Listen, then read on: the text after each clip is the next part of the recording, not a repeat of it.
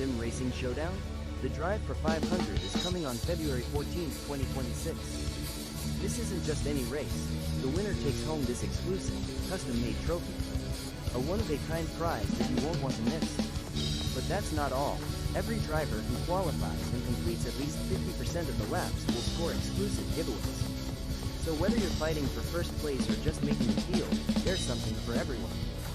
Plus, we're on a mission to hit 500 subscribers by race day. Your support powers the race, so subscribe now and help us cross the finish line.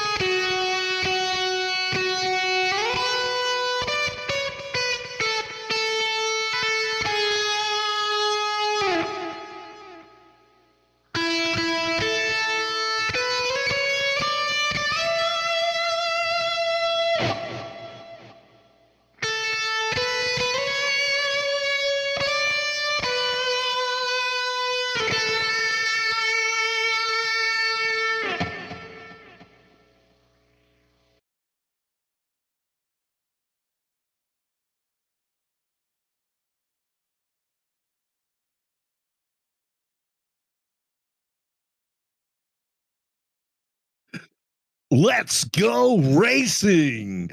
Good evening, ladies and gentlemen, and welcome to the Vortex Racing Network's production of Big Trucking Tuesday. The Bonfire Racing League is live at Michigan as we are here for the Best of the Rest 180. That's right, it's race number 11 of our 13-race regular season.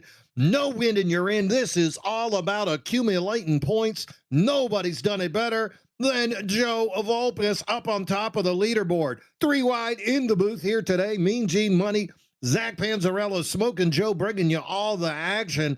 I mean, this thing's locked up, Zach. He didn't even need to show up to qualify. By showing up, he locks up the regular season championship. I mean, it's the dawn of Aquarius, and that Aquarius is Joe Volpis. Yeah, except today is a big day for Joe Volpis because he'll be racing for something else that will likely result in his championship lead extending even more. But our in-season tournament will come to its ultimate conclusion today, and Joe Volpis will look to put another stamp on what's been an incredibly dominant season so far today. And what better track than Michigan? As you see on this map here, a 2-mile racetrack. So pretty much close to the size of somewhere like Daytona, but races nothing like it. Yeah, you know, he's in that Euro Speed sponsored in-season tournament. He and Matthew Smith facing off with each other. I asked Matthew Smith earlier about what he thought his chances was. He looked me in the face and said, "Really, what do you think Joe's chances are?" Give me the stare down and walked off. So very intense, Mr. Matthew Smith here today. And that's what it's going to take to overcome this huge obstacle. Looking up at the playoff point situation again, this is a an accumulation of points. A fun little caveat, though, Zach. If there's a tie in that 12th place position, all the drivers in that tie will advance. Only 2 rounds in each elimination stage. Same rules apply. If there is a tie for the 8th position, after the 2 race round of 12, multiple drivers will advance. Same way for the championship. If guys are tied, more than 4 will advance. Very attractive, very exciting. We saw it last year. Gonna see it again this year, but the points a little bit more spread out. Of course, Vulpes up on top, Zach Engel moving into second after his big win last week at Daytona. Then you see Owens Valley, Kevin Kyle, Nick Mills. Eric Gambrell jumps up 5 spots into the 7th place position after his 2nd place. Double O Joe Bennett, about a lock for Rookie of the Year, currently being shown in that 8th place. McWhorter, Brenner, and then there he is, Matthew Smith, the only man standing between Vulpes and a perfect season so far. And then Matt Schofield. You know, this is a sad story, Zach. Last week, Matt gets 22nd at Daytona. That's not terrible for a 37-car field, but he drops 4 points into 12th. And then behind him, a competitive Stephen Neal. And there he is, AJ Binish, looking from the outside in.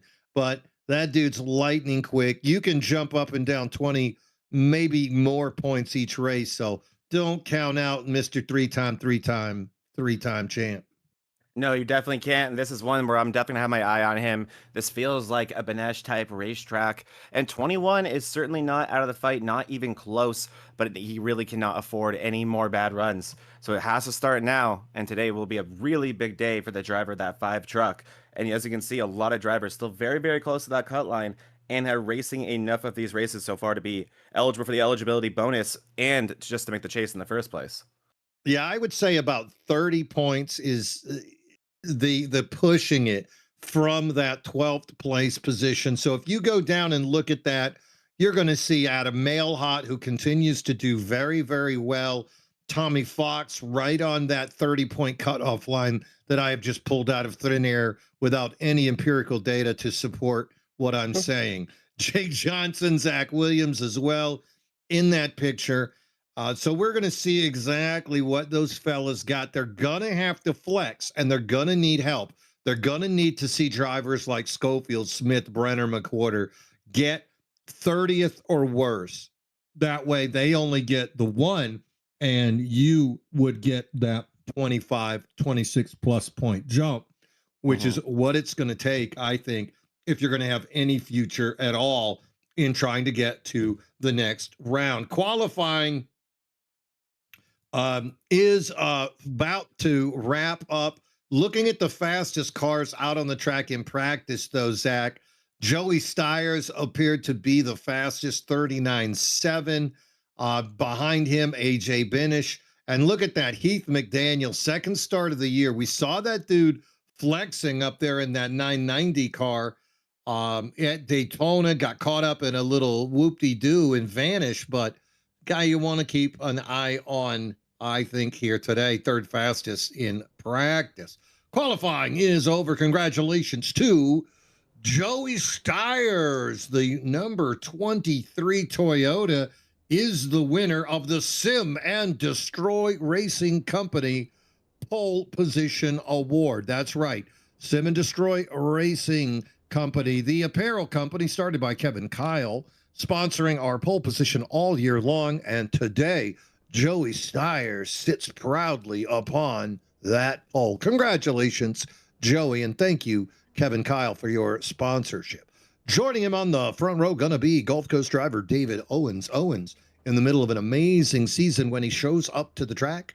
And I talked to him, said he's going to be here full time the rest of the way through the playoffs. Second row, going to be Matthew Smith. Great start there for Matthew in the Euro Speed in-season tournament against Joe Vulpes, starting in third. AJ Binish going to start in fourth. Good start there as he needs points to get into the playoffs. Double O Joe and Steve Lewis going to share the third row. Double O Joe is, of course, on the right side of the playoff line. Captain Crunch, Steve Lewis, looking for some more respect here today after that fifth place finish that he got just last night. Great run here in the Cup car. David Brenner going to start in seventh. On the fourth row with him going to be Matt Schofield. Schofield on the line, on the bubble of the playoffs. Needs a good run here today to stay on the right side of that mark. Jake Johnson, the Florida driver, going to be in ninth. Jacob Bagley starting in 10th. I believe that's Bagley's first start of the year, still running in the 900 number. Eric Gambrill, second place last week, starting 11th here today. Wayne Newman going to be starting in 12th. And funny story, the Newman brothers only separated by 1 point in the poll, Zach. So let's see which Newman comes out on top. Alex McWhorter going to be starting in 13th. Chuck Kiger, 14th. Adam Mailhot, 15th. Zach Williams, 16th. Nick Mills, 17th. And Paul Fardiani rounding out the ninth row, starting in the 18th position. Starting in ninth place, we got Tom Barish. 20th place will be Ryan Newman, the other Newman. He's going to have some progress to make sure to win the Newman battle today. 21st will be Richard Swingle, followed by Chris Smith in 22nd. 23rd will belong to Cody Dorsey with Joe Quinn lining up 24th. Tim Darby will be 25th with Heath McDaniel in 26th. Joseph Vulpes, uncharacteristically not qualifying here. He'll be the first one to not put down on time. He'll be in 27th. And so none of these trucks put down on time here. And that includes today's sponsor, Edward Peltz, Kyle Lynott, Dylan Walterman, Tommy Fox, Austin Rayborn, Jeff Pfeiffer, Stephen Neal, the two Fosses of Timothy and Madison, and Keegan Lazar rounding out a 37 truck field. That is an awesome size field here today, me and Gene. 37 cars getting ready to do battle here today in the best of the rest 180. You know what's amazing too is you look at those qualifying times, top 21 drivers all separated by 0.2 of a second. So really expecting it going to be very interesting as they battle for real estate here today.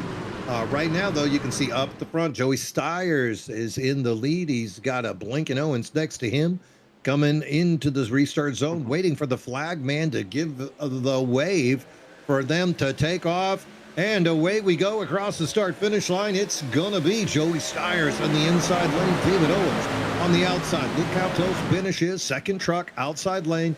Matthew Smith in that red truck on the second row, down on the apron. Also, Double O Joe, that's the captain, Steve Lewis, third row on the outside lane. Look at the trucks get loose as they come out of turn number 2, battling down that backstretch, bringing it now into turn number 3. A little bit of a swap as David Owens down to the apron. Matthew Smith loose, going to touch Double O Joe. We're having a party. Jake Johnson makes it through there. Little bit of lawn care by Smith, and Double O Joe brings out the caution on lap number 1. That is huge right there, man, Gene. Huge for the in-season tournament. And really not what you want this early in a race when you have no fast repair availability. We can take a look at what happened here. Try to get us a better look at this. Here we go. This is perfect, actually. So we got Matthew Smith right there being followed by Jay-Z Bennett. On the outside of them is Steve Lewis. All these trucks qualifying pretty far up in the field here, me and Gene. And I'm not sure if he got loose on his own or if he had some help. We saw a few already very loose. Stires was loose, and he gets loose on his own. Very, very loose. Almost like it snaps around. Check that out. And then you see right there, JZ Bennett with nowhere to really go. Gets into him. Actually, looks like he tried to check up, and then Jake Johnson, not enough time to react, and around all three go. Luckily, not back up in the field, and that's all it was, and caution coming out. So it won't be too bad for the three drivers. Don't think Smith even collecting too much damage there. Well, I'll tell you what, though, boy, the radios lit up immediately on that. I'm not knowing who said what, and I'm not going to point any fingers, but, it got spicy quick. I heard one guy say, oh, my bad, I got loose, and then the other guy was, I saw what happened. I tried to stay off of you. The third guy, he was like, hey, I didn't get into you, did I? He said, no, you didn't, and boy, they were just going back and forth with that kind of talk. Tell you what. We get this kind of attitude, I think a kumbaya's going to break out. You're right. Oh, gosh. It's unfamiliar, right? A lot of pointing fingers about, are you okay? I'm okay. I thought that was everybody okay. Yeah. I think David Brenner would be proud. That was some everybody love everybody. But like you said, Zach, all seriousness, yeah, Matthew got a little bit loose. Jay-Z did get on the brakes. Jake Johnson as well got loose. Nobody touching. The only victim there was the grass, and we are under our first caution. The only thing that really changed, David Owens now taking over the lead. AJ Benish going to join him on the second row. Steve Lewis now moving up into third. Joey Stiers falls back to that second row. And then David Brenner and Matt Schofield. Look at the little jump there by our Englishman as he's now running in sixth. Yeah, really, really impressive to get that done so quickly. But on these restarts with so much room to race, that is what can happen. You can completely lose your running position or gain tons of spots in a hurry.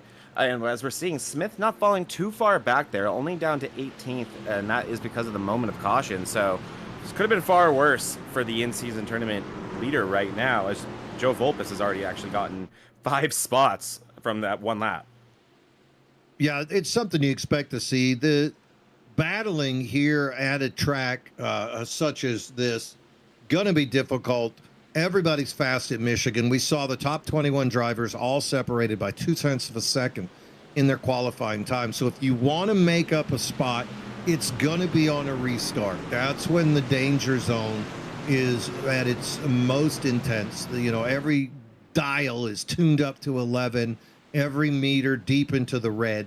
And that's what we're going to see here again. But this time, it's got to be Lewis, Brenner, Schofield, Stiers.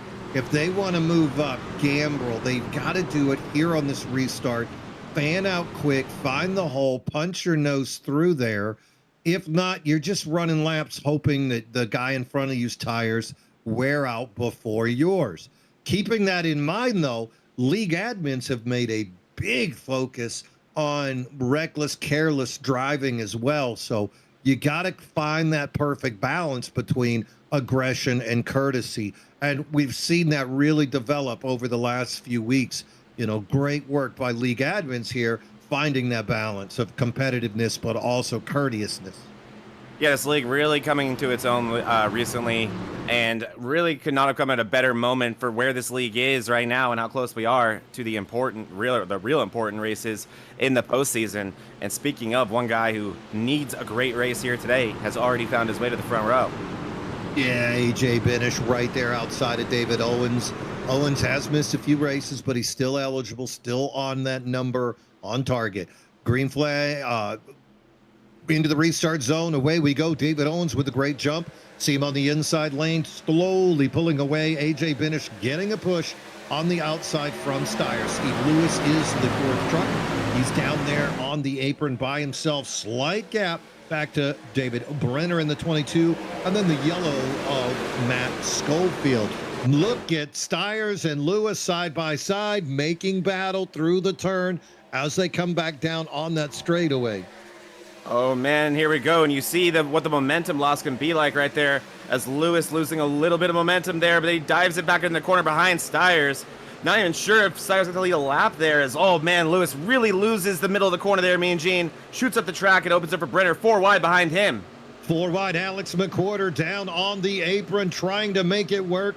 Jacob Babley, Eric Gamble as well in that group. Now they fade 2 to 2 to 2. Up front, though, AJ Benish putting on the moves as he now takes the lead coming out of 3. He's got Owens behind him, Stiers with great momentum, and Brenner and Lewis still doing battle. Alex McQuarter in chase, following them in the 6th position.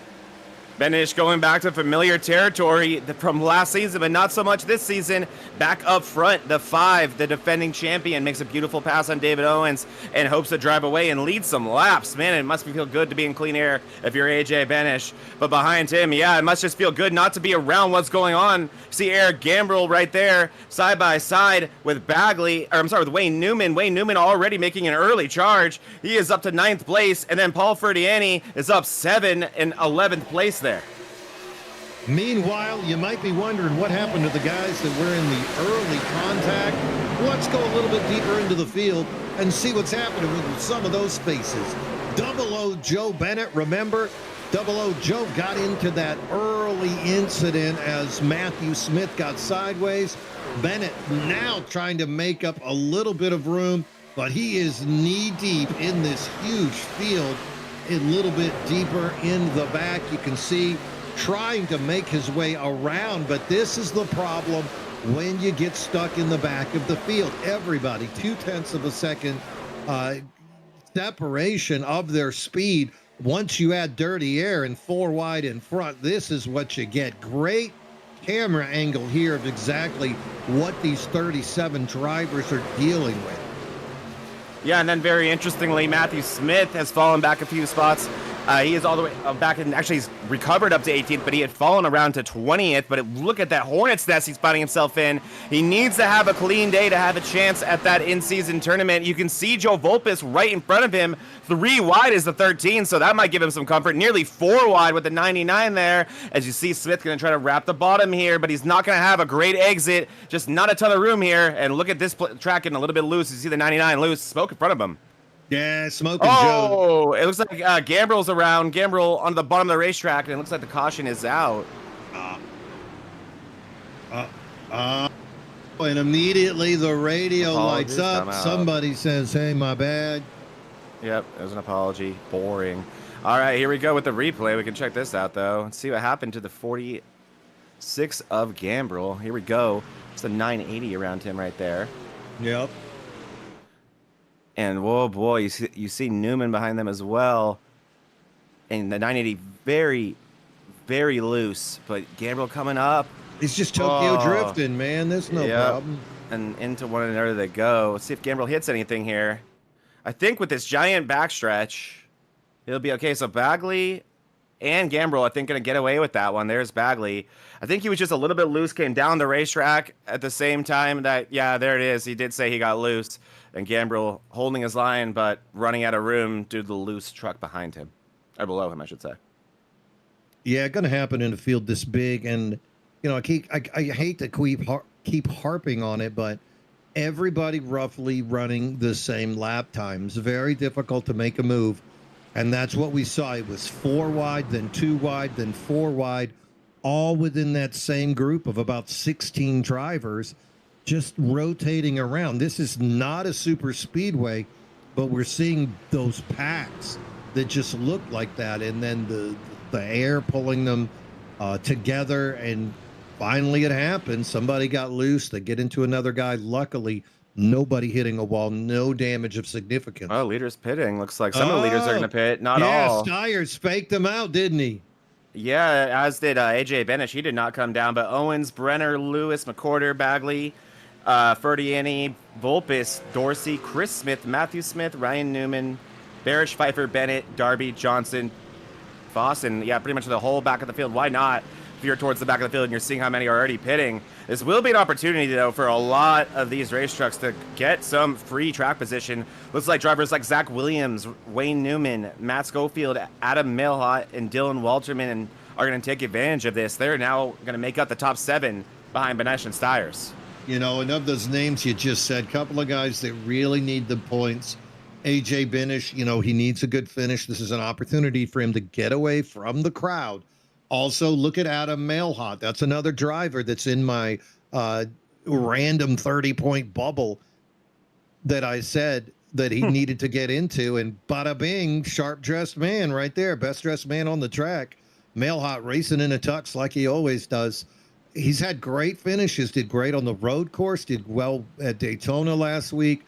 If he can make another 10, 15-point jump up the way that he's done the last few weeks, this is somebody we might be talking about next week at Iowa with a real chance at closing the gap. Going to need a lot of help, but this is the kind of move right here that you can look back during your season and say, I did something. I took my own fate into my own hands, and that's exactly what we're seeing out of the number 66 Chevrolet right here.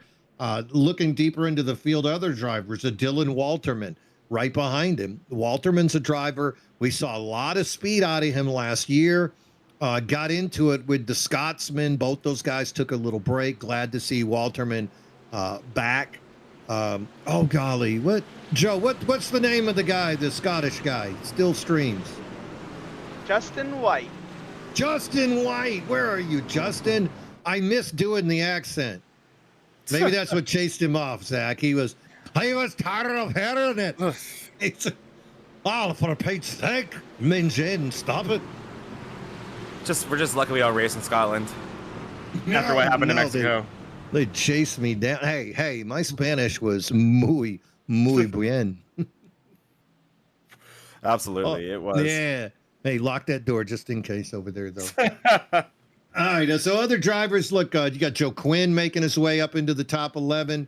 Keegan Lazar, the Sim and Destroy Racing factory driver. So a lot of new faces moving up into that 7 through 15 bunch. Let's see if they can hold on with these older tires to that good track position. The guys behind them mostly just took fuel. So this was just a future strategy for that next pit stop. This, of course, cautions have been showing up pretty regularly. So taking fuel might just ensure a faster pit cycle next time. Pace car is off. Keeping an eye on the leaders of Binish Sires rolling into that restart zone. Binish on the inside. Away we go. Going to get a great start, and he's bringing Newman on the inside with him. Outside lane, you can see Stiers, Zach Williams on the outside right behind the green Toyota. Gonna think about diving down. Newman down there. Newman holding his line. Him and Stiers battling for second and third, with Binish pulling away. Zach Williams, Matt Schofield, that yellow 61, still running in the top 5. Behind him, Mailhot Walterman side by side. And then there's Rich Swingle. Great battle up front. Good restart here on lap number 13. One thing of note is, of those trucks that pit, the vast majority not take. Oh, as Owen shoots the middle right there, shoots the gap, goes 3 wide. Beautiful move by the 8 of Owens. And let me check Owens. I believe Owens one of those drivers who just took a splash of fuel, Mean Gene, but some of them do have pit stop times that indicate taking tires. I think Alex McQuarter may have his Owens into the side right there. Oh man, loose movement below him. David Owens needs to be careful as he works his way through this field. He's already up to 9th, but oh boy, Owens has to be careful here. Oh, who is wiggling in between them? Oh, no. Oh, they're touching. That's the 4 of Dylan Walterman getting into Heath McDaniel. Here comes Rich Swingle looking down below. David Owens doing his best Colin Bollinger impersonation, going right in the middle and making contact with everybody on the way through. No wreck there, though. Everybody holds on and looks good. Very aggressive move by David Owens, but that's what we said it was going to take, Zach. It's going to take sticking your nose where it needs to go. And I don't know about you, but if somebody's going to drive aggressive around me, nobody safer to do it than Owens. That guy can hold the line. Oh, they're getting loose up in front of Mailhot. Moments there, all getting loose. The dirty fetching a bunch of trucks 4 wide near Brenner and McQuarter really going at it right now. Oh my goodness. Look at this group. Yeah, there is Schofield doing some lawn care. We're going to stay green, though, it appears. Yes, we are. Back to Brenner as we are still 3 wide with that group over there. These guys have been going at it. Brenner blocking McWhorter off the racetrack the previous lap on this backstretch right here. And these guys were nearly 4 wide going into the corner, and they were 4 wide on the way out with a bunch getting loose. And when one truck seems to get loose, they throw that dirty air onto everybody else, and it seems to get everyone in that line that much more loose. And, you know, the other thing that's telling me, Zach, is that everybody has their brake bias turned down about as low as it can go. And then once you lean on that brake because you get nervous what's in front, that rear end is just going to come right around. And once you take any damage on the back of your truck, it just compounds the effects of that low brake bias. And that thing's just going to spin around on you in a heartbeat. Look at, you know, you can see right there as they fan out 4 wide, the trucks. Oh, Newman and Pfeiffer together, and then behind them another truck that looks to nearly get collected. Was that Pfeiffer wanted to come up there with him? Pfeiffer was already there and part of it. Looks like Pfeiffer just cut hard to the right. Was like, hey, I want in on this. Yeah, that was interesting for sure. Yeah. I'm gonna. Are you forming a circle? I'll just jerk the wheel up here. Sure. All right, let's take a look at this one.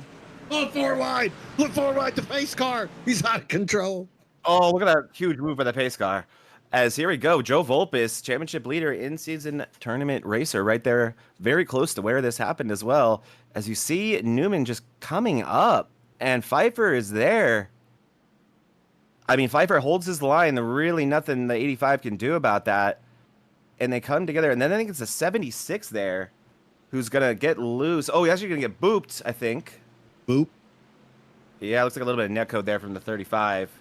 Sends 76 of Quinn up the track. He does pancake the wall just a little bit. Hopefully not too much damage from that.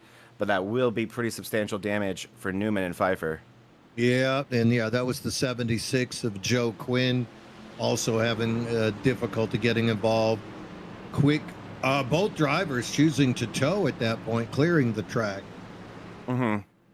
Up front, AJ Benish still staying out, not thinking about coming down. So AJ must have some kind of strategy in his head here. Yeah, as we get a replay there, the 4 wide move the pace car made as well. And here we go. Well, yeah, I believe this may be the time to start taking some tires, yeah. But we'll go There to we Smoking go. Joe here, Mean Gene, and see what he thinks what we should be doing here. Yeah, hey, Joe, you got the leaders coming in. What's going on, buddy? Yeah, so we got some different pit strategies going on here early on in this one. So, you know, take a look at that old lap counter, right? So we're 18 laps in, 95 lap race, so we got 77 to go. We've been running the numbers over here on pit road. Calculator's on fire. The calculator may be a nuclear device by the end of the race, based on how many numbers we're crunching out here. Pit road, looks like pitting for fuel is about every 28 or so laps, so you can go 28 laps. You know, right now we got 77 to go, so, you know, if you math it all the way out, you can make it on 2 stops from here. So that's why I think some of these boys came down and took tires, because they hadn't pit yet. So, you know, you look at some of the boys that pitted that time, such as Joey Stiers only took fuel only. But I'm looking at some of these other guys. You know, AJ Benish threw tires on, David Owens threw tires on, Walterman, Mailhot, all of them threw tires on, because they want to make sure they're good if it's a 2-stopper here to the, or a 1-stopper, no, yeah, 2-stopper. I can't do math today, guys, I'm sorry. To the end of the race. The calculator's broken over here, that they have tires to make it a good 2-stop race. Pretty much the only guy that I think can't make it onto, pretty much has to pit an extra time still, is going to be Richard Swingle, because he hasn't pitted at all. Wow. Yeah, he's wants to lead those laps, Mean Gene. Yeah, you know, Joe's over there with an abacus trying to do math. I'm not sure. I haven't seen one of those since I was in the booth with Steve Lewis. So yeah, pretty interesting. All right, so yeah, Rich Swingle up front has decided that he'd rather have track position than be stuck in the middle with you. No Very nice. points for leading laps. So Rich just doing it, doing it well. You get 1 point for leading one you get lap. one. Okay, Yeah. good for him. So he's doing it. He's doing it. He's It's a doing it well. long-term thing.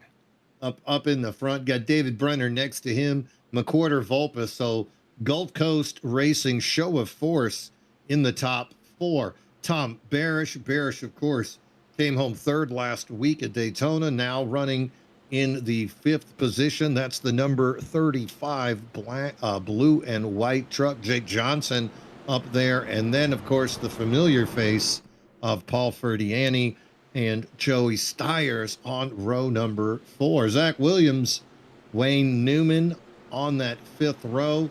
And then you can see where Binish and Matthew Smith are. Keep track, Matthew Smith in a battle with Joe Vulpes for the Euro Speed Racing in-season tournament. Pace car is off, going into the restart zone. Keep an eye on Rich Swingle. Away we go. Swingle drops the hammer at the halfway point, leads him across the start-finish line. Good jump there by the number 97. Fades up in front of David Brenner. And Brenner, with good speed, gonna take the middle line as Swingle is kind of in no man's land. Brenner on the outside trying to gain momentum on Swingle. Meanwhile, McQuarter goes down low, 3 wide for the lead. Joe Vulpes directly behind them. Outside lane looks to be working for David Brenner. Has a slight advantage. Cuts the down in front of Swingle. Well, you got a new leader, Zach. Great job by Brenner there, using the outside lane and the momentum that comes with it to complete the pass on Swingle right there. Swingle going to try to hold on. He's going to have some fresh tires behind him. He may be in a world of hurt soon, but man, look at this. 3 wide going down the front stretch right here. And AJ Bennett trying to work his way to the front again with David Owens. Owens has done a great job keeping that 8 truck clean while making aggressive moves at the same time. He's going to have to try to do the same here. Here we go out of 1 and 2. Owens getting us a little bit loose side by side with the 35 of Barish. Oh, Swingle and Joe Vulpes ahead of him. Jake Johnson and Barish. There goes AJ Binish diving down below Barish, but it's 3 wide in front of him. Nowhere to go. Maybe follow Owens. That's been the truck on the move. Outside lane, Vulpes getting a little bit of help now from that Caution yellow. is out. Oh, no. Oh no. A lot of trucks look to be involved in this one. Wayne Newman is loose and part of that. I saw Wayne Newman is part of that wreck. Multiple cars caught up in that. We're going to need to go to that replay. Yep. Trying to find. I think Lewis was one of the ones towards the front of it, so that's who I want to find right now. Mailhot. Okay, let's find Mailhot, actually. Yeah, Gambrel and Fox. Looks all right, here we go, guys. Let's take a look at this. Oh boy, this was not a good place for this to happen. As you see right here, a lot of trucks together here. As Mailhot there, it looks like the 08 and Newman is, yeah, he's loose, BNG. There he is. Coming around is the 08, nowhere from Mailhot in the Wonder Years to go. And oh no. So Newman gets turned in front of a very large field. Oh, straight into the 33 right there. Oh, Paul. And then Newman into the 990, into Zach Williams, the 980 and the 37 with nowhere to go. And there's Steve Lewis. Louis, oh no. Louis. Oh no, Louis. Where's Louis it's not going? over for Mailhot yet. And there's Gambrel. Oh, what's Gambrel doing? Don't you hit those barrels. Oh! Gambrel becomes one with the barrels. Look at Louis. And a Butterfinger car coming out of nowhere back there. Oh, jeez. And there's a car that's disappeared from this.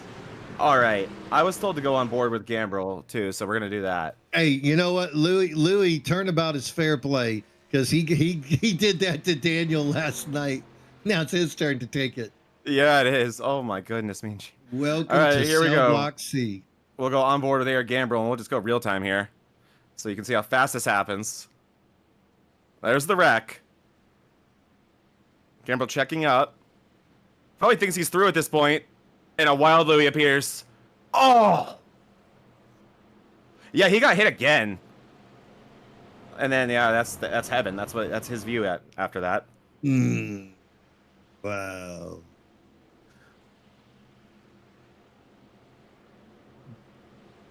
Wow. You know, while they clear the debris, let's go ahead and give a big shout out to one of our sponsors, Kevin Kyle with KK Woodscapes. KK Woodscapes sponsoring trophies all across the Vortex Racing Network umbrella. Got wood?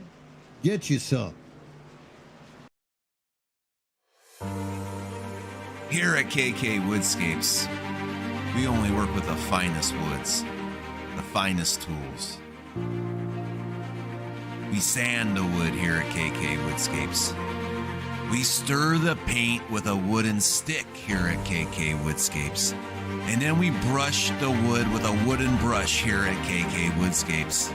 And when it's all said and done, we have these perfectly manicured nails. Put the plaques in the trophies, in the envelopes, ship them to your box, and on your way to you to commemorate your special day. Got wood, KK Woodscapes.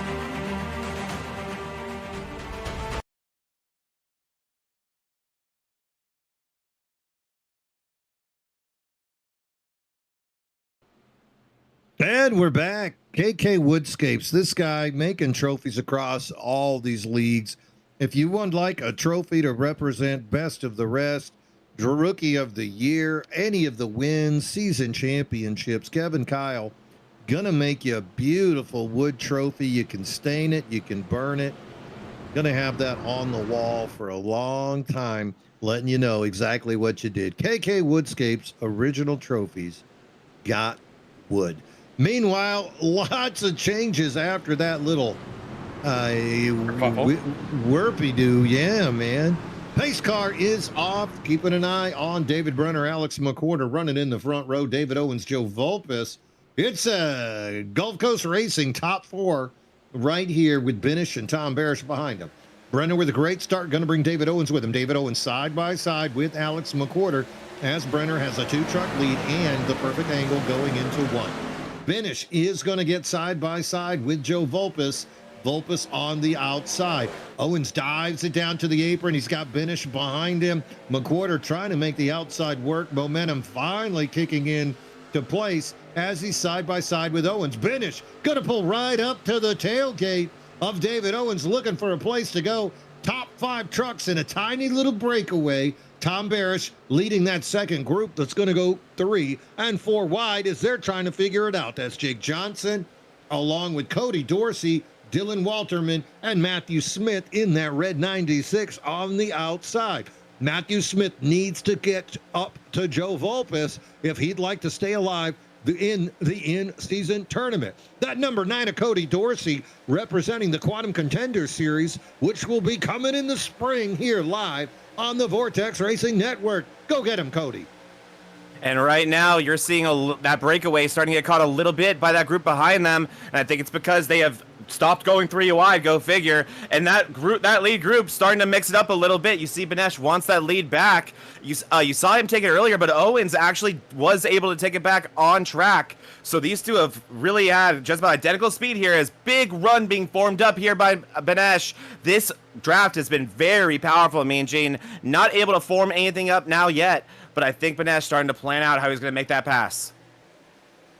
Meanwhile, a little bit back in the group, you can see looks like Joey Stiers in that 23 is leading his own little group of cars as they're trying to make their way back. A lot of damage in this group and also other cars trying to make it work. That's, of course, Stiers in that green 23.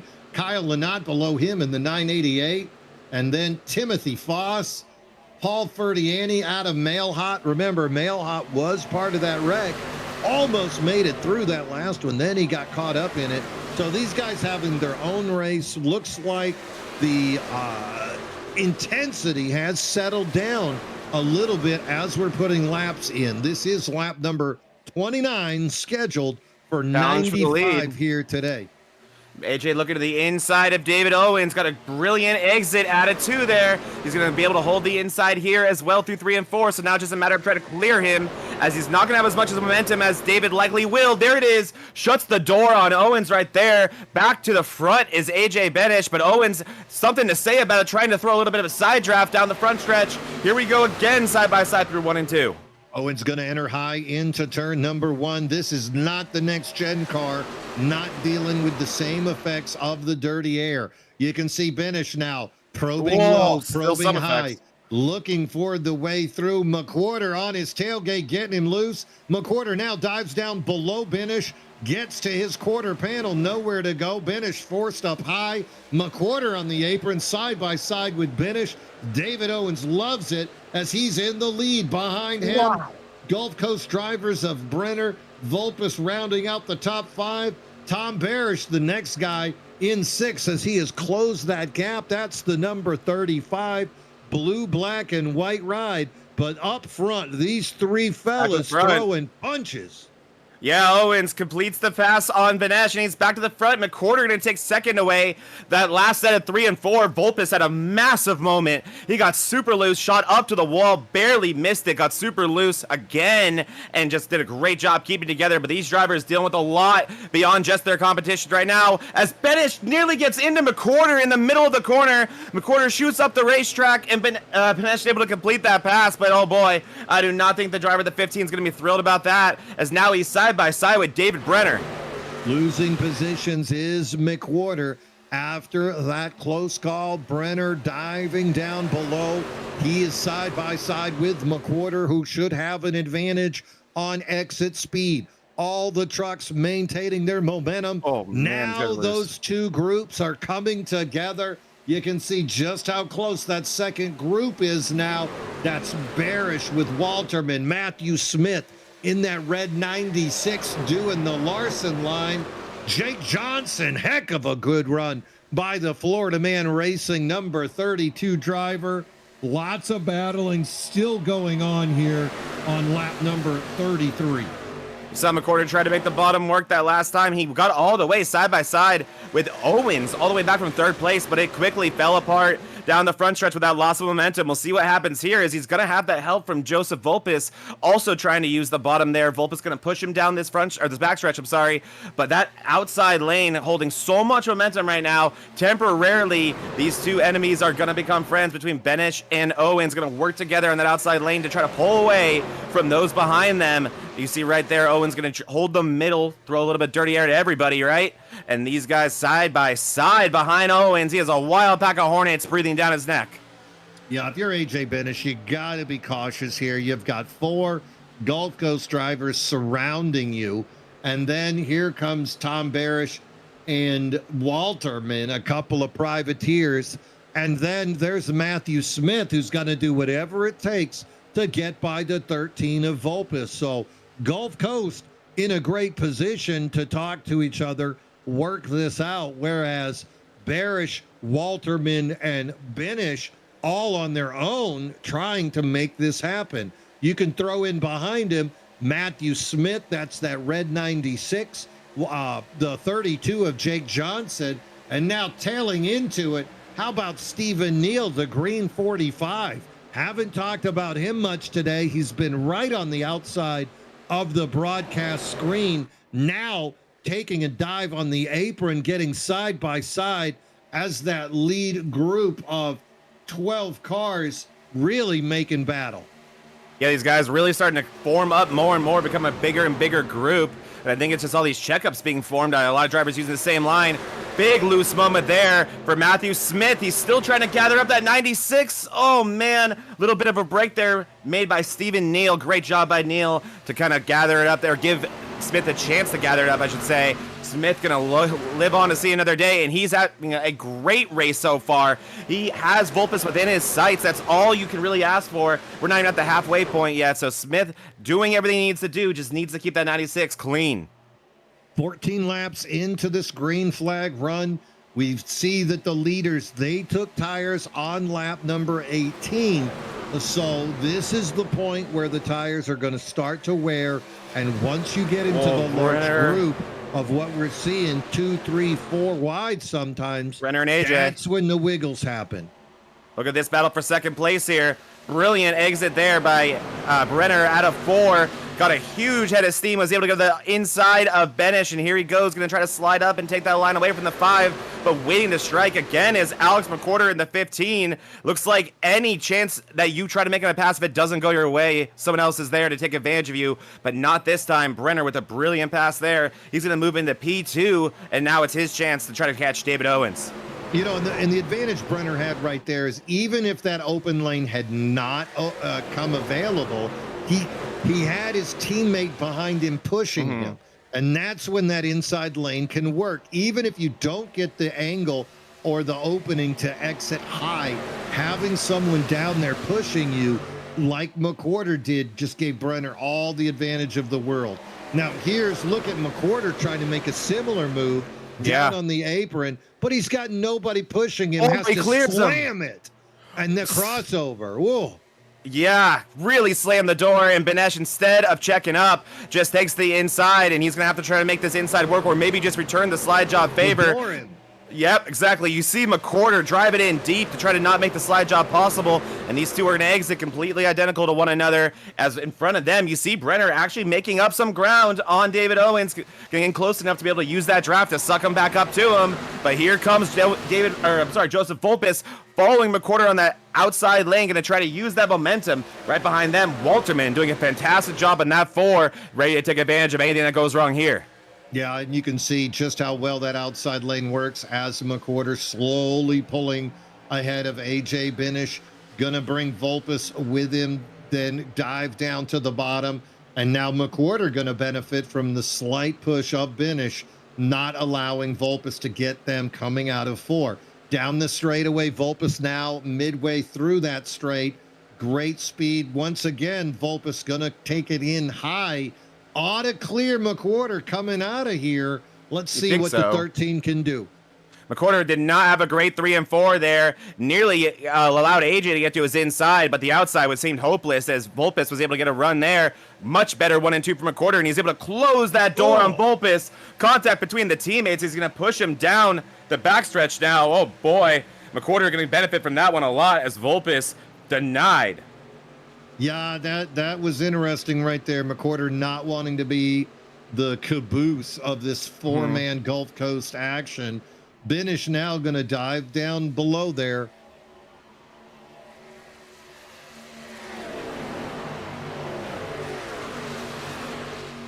Oh, hearing on the radio, a little bit of movement there, Zach. Yeah, Kyle Lynott 3 laps down to start this race. And now, I guess through a few lucky dogs with those early cautions, but still having to drive through the entire pack, has moved his way into 10th place. So, man, 1 or 2 more restarts, or not, he may not even need that, as that 988 clearly extremely fast. And no surprise there, Kyle Lynott very, very good at these long, fast speedways. As, oh no, right in front of him, big loose moment there from Barish. Barish into the wall, Lynott, wow, escapes disaster, but will likely get another position. Yeah, you can see there, Barish wiggled. Nick Mills shot through that gap. The Simmons Destroy Racing factory driver Nick Mills now side by side with Kyle Lynott. Behind them, the 45 of Stephen Neal moves into 11th. Now he's trying to make a move on Kyle Lynott. So Lynott still suffering. Surprising to me, Zach, Lynott did take tires on lap number 23. So he has some of the freshest tires on the track, but after that little incident there, now finding himself fading the wrong way. Well, you had to drive through all those trucks too, me and Gene. That really uses your tires. You don't have that lane selection available to you. You just have to go wherever other people aren't, and sometimes that results in burned up tires. Nothing like changing your lane in the middle of a turn. Nothing like it. Make your tires get very angry. The inside of the inside of Owens for the lead here. David Brenner been patient all day long. This is the Gulf Coast driver that has just been taking the path of least resistance. And now I hear him. He's going to come into the pit, Brenner. Oh, man. Breaking strategy with the rest of the Gulf Coast guys. Oh, here comes McWhorter. So he's out of fuel, we're hearing. Well, they have no choice, because I'm sure Brenner would have loved to jump for the lead as the 35 of Barish just didn't really slow down. Slams eventually. The wall did it for him as he slams the inside wall. That's going to be pretty significant damage. That's such a shame. Barish was running in the top 10. as that will be big damage. Jake Johnson coming in as well. This will be Vulpes coming in this time as well, this coming time. And he's the only one I'm seeing that pit the earliest, Mean Gene, on that lap 10 stop. So I think it will just be Vulpes here is my guess. Yeah, up front you can see that Owens and Benish both pitted on lap at number 18. Stiers behind them on 23. Dylan Walterman on 18, as did Smith, Neil, Dorsey. So a little bit more activity going on. This is lap number 45. 51 laps remaining. Still looking at another 1 or 2 pit stops, possibly. There's from Brenner these McWhorter. drivers. Look at that, Mean Gene. McWhorter leapfrogs Brenner in the pits pretty significantly. So many opportunities to pass. The easiest place, of course, to make a pass is coming in and out of the pits. Yeah. Great speed there by McWhorter as he is going to stay on that lead lap. And now one would hope after that he would be able to take advantage of those 4 fresh tires. See a lot of trucks below them rejoining. These will be for position against McWhorter and Brenner right now. Brenner has also gotten his lap back. One thing that I'm trying to... Yeah, here comes Vulpes. He will slot in potentially between them. I think too much momentum for Brenner. And Brenner will, likely get Vulpes. So Vulpes will be in the 3rd place, hypothetically, right now. One thing that I think is interesting there, Mean Gene, is we saw Nick Mills come in with Vulpes. Nick Mills came in on lap 18, not 10. So he was 8 laps after that group. He was the only one that I saw from that 18 group to come in and take those tires. But I'm thinking that these drivers are thinking, no matter what, you have one more stop from this point on. No matter if you pit 10 laps from now, 20 laps from now, I think it's going to be a 1 more stop race. So why not get those tires on now? Yeah, it's really thinned out as well. If you're counting on a caution a little bit later, this has turned pretty green. Last caution was back on lap 23, so we're another 23, 24 laps. This is the longest green flag run that we've seen so far, and one would have to attribute that to the attrition off of those cautions that have cost us a few of those drivers. And check this out. Joey Stiers is back in the scene. He is joining AJ Benish and David Owens right there. He's in 3rd place on track right now, and Stiers pit back on lap 23, so he does have that same Kyle Lynott situation, but likely less trucks to go through than Kyle did. And he has 5 lap fresher tires than both David Owens and AJ Benish, and you can tell, Mean Gene, you can really tell. Yeah, he's the fastest truck that hasn't pitted here in the most recent group of cycle here, lap 43, lap 44. As you said, he pitted on 23, putting down faster laps than Owens. And now here he is side by side with Benish, diving down low, taking advantage of those slightly better than Benish tires. Benish battling back, great exit speed. Remember, David Owens is in the lead, closing there on Williams. Wow, yeah, great dive there by Williams. Benish going to be forced 3 wide for just a second. And Owens got ultra loose on the bottom there. Great job gathering it back up as you see David Owens and, oh my gosh, and Stiers nearly lose it. I think that was a little bit David Owens' dirty air that Stiers had to deal with there. And he had the pass done, but now just like that, back side by side with AJ Benish. And these guys are working through lap car hell at the same time, Mean Gene. Yeah, these cars way off pace that are around them. You can see Zach David Owens going to bring it down. Oh my goodness, super hot. Really, really good entry there by the 8 of Owens. As side by side now, still Stiers and AJ Benish 3 wide with Steve Lewis for a moment there as they clear him going into 1 and 2. This is now for the lead, and you'd think you'd see AJ come in soon, and Stiers might try to push it just a little bit longer as he completes the pass for the lead. Pole sitter back on top. Yeah, last lap, though, 42.19. So Joey Stiers 2 seconds slower than his fastest lap. Direct result of those tires. Has to be thinking about it. Is there a crash? Oh, it's like Zach Williams hits the wall, but... Business still going on in the pits. We can see Madison Foss coming into the pit. Oh. A lot of damage there to the front end of that 02 Ford. Yeah, she had trouble coming into the pits. Happens to all of us. Massive Foss, Oh, look really. at that. Look at that right front of Benish. Go back to that. What was that about? Wait, what? Is there damage on Benish? Look at that right front. Is that just how the paint job is? I'm watching his last few laps until he pits. I'll catch up, and I'll see if there was anything of note for Benish. He didn't get it fixed. If there was anything, Mean Gene. Right. Maybe I have had too many summer shandies. He did not hit anything. Can confirm that. As AJ has brought it down, pretty close to his competitors, but he is going to come out like we speculated, likely pretty far behind this group right here of McWhorter, Volpus, and Brenner, who have a pretty big chunk of fresh tire laps on those guys. Yeah, looks like it's going to be about 7 seconds on David Owens, so it's going to be probably even worse for Benesh. But that time will likely come off quick as he'll have the fresh tires now. Yeah, we saw 2 seconds a lap difference between those older tires and the fresh tires. So no choice but to take 4 tires for anybody coming in at this point here, as you're just going to lose way too much time. I agree. It's not really a choice right now, and I think a lot of these drivers, whether or not they have to, want to get those tires on sooner rather than later. As McWhorter ultra loose through the corner in front of Brenner. Oh my goodness, it looked like Brenner initially got into him just a tiny bit, and that upset that 15 car or truck, and he was really spending the majority of that corner gathering it back up. Great job there by McWhorter. As these guys are going to continue on, this is essentially going to be the battle for the lead in a few laps time. Gulf Coast, three amigos right here. Brenner, McWhorter, Joe Volpus. Loose. Caution out, Mean Gene. And that is great news. Potential. No, as Lynott and Ferdiani have just brought it down. Yeah. This will be interesting here. Yep. So Kyle Lynott, Paul Ferdiani both coming into the pit at that moment. They need to get out quick, or they're going to find themselves going a lap down. I'm hearing Matthew Smith with a rough ride right there. Matthew Smith, of course, battling with Joe Volpus for the Euro Speed in-season tournament. Mean Gene. Oh, gosh, not good news for the 96. This is a devastating one, and Matthew Smith will likely not be competing for this championship. There it is, a big hit into the front end for Smith on Jake Johnson.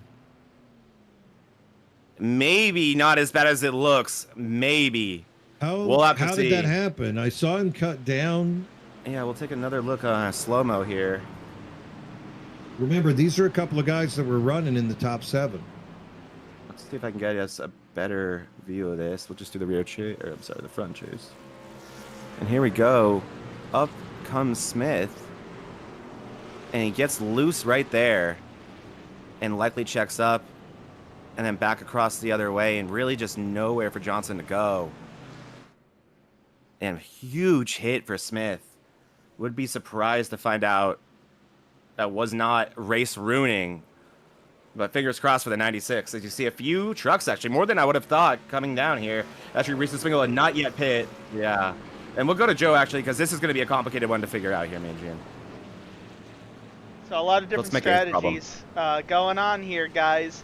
Old Chuck Kiger hadn't pit yet. You saw Swingle, he hadn't pit yet. Some other guys as well. They cycled back to the lead lap. You see Nick Mills coming in again, as well as guys like Steven Neal, Kyle Lynott, Jake Johnson coming down pit road here as well after that contact with the 96. All these boys are on the lead lap, so now they'll be at the tail end of the lead lap.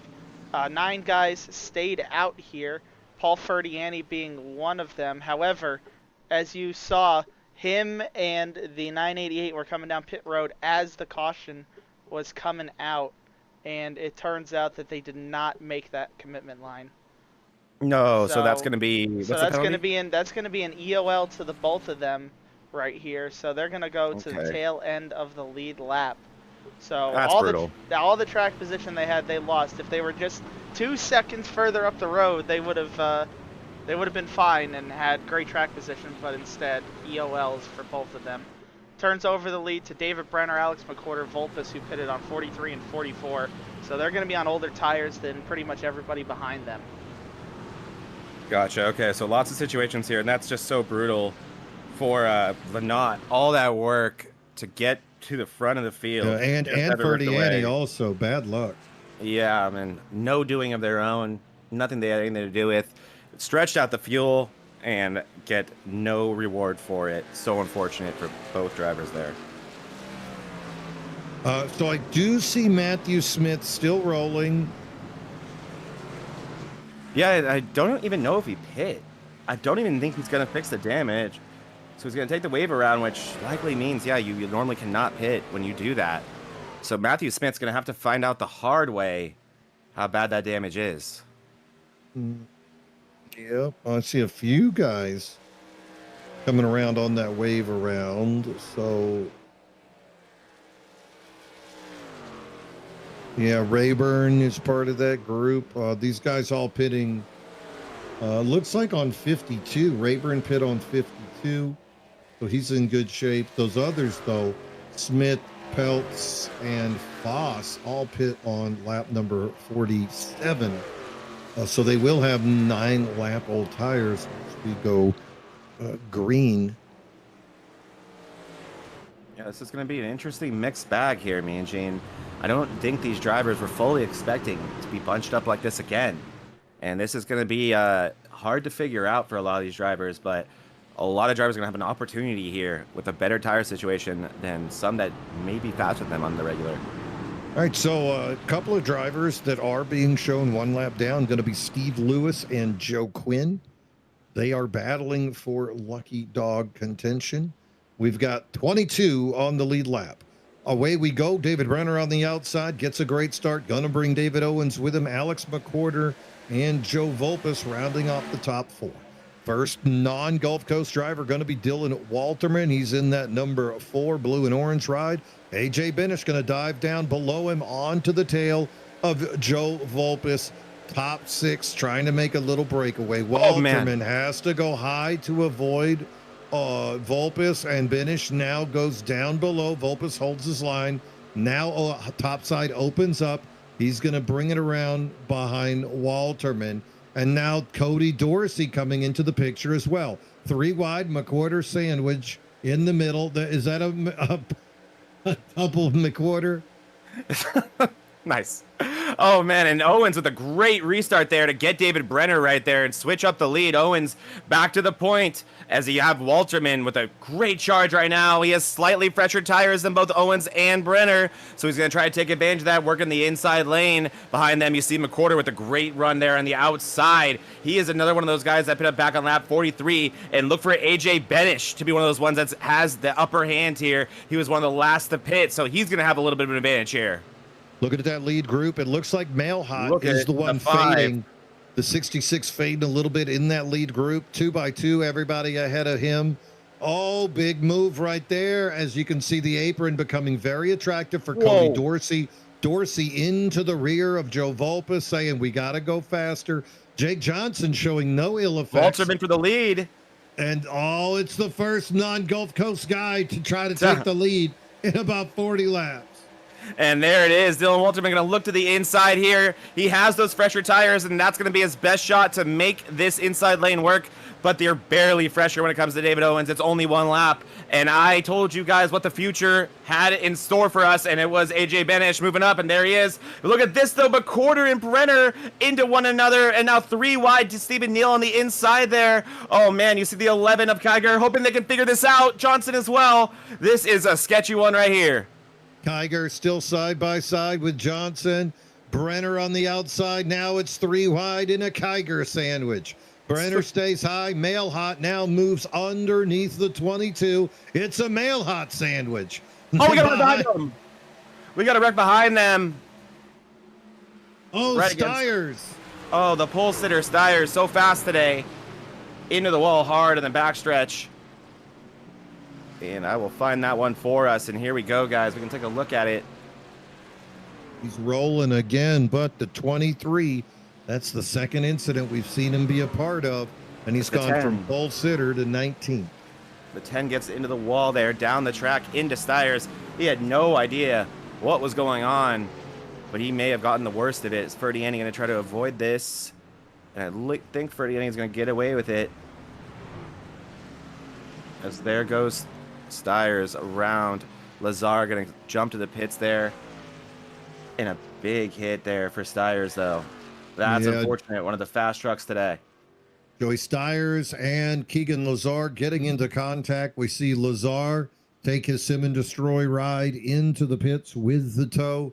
Meanwhile, Joey Stiers still trying to make it work as he continues on the track, but big hit taken there by the number 23 Toyota. Have the 22 drivers on the lead lap. Steve Lewis now gets the lucky dog, moves on to the lead lap. And while we saw Keegan Lazar make his move with Joey Stiers, let's give a little bit of love to the Sim and Destroy Racing Company. Sim and Destroy Racing Company, 4 drivers on the track in this series. It is a apparel company by Kevin Kyle. There's one of our beautiful 100% cotton large graphic t-shirts. The Goldie, the Gentleman Never Lift. We saw right there Keegan Lazar, definitely a gentleman by definition. Burning Rubber, Not Bridges, another one of the fine shirts offered there by Kevin Kyle. Sim and Destroy Racing Company, an opportunity to get a little bit of merch supporting your favorite league. Broadcast here on the Vortex Racing Network.